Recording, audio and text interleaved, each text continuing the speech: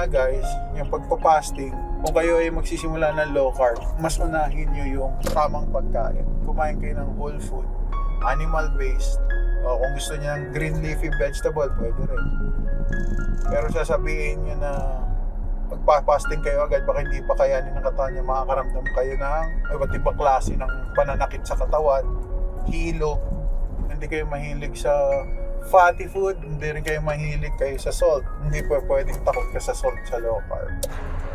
Nagagaling lang namin mag-grocery ng aking daughter. Tayo sa nutrition bago po tayo mag-fasting. Yun lang po ang suggest ko sa inyo bago kayo mag-low carb, aralin nyo po muna dahil kailangan equip po yung knowledge po ninyo, alam nyo po na mga limitations. Huwag po kayo magsisimula ng low carb kung narinig nyo lang na, oy, low carb, ganito ganyan, huwag kain ng rice, ganyan. Hindi po proper kasi yung ibang low carb eh. Pag may sakit po kayo, kailangan ng paglo-low carb nyo po is proper. Kasi po, lalo na't mga diabetic, lalo na yung iba dyan, type 1 diabetic na hindi naman talaga pwede basta-basta mag-low carb. Yun ang delikado.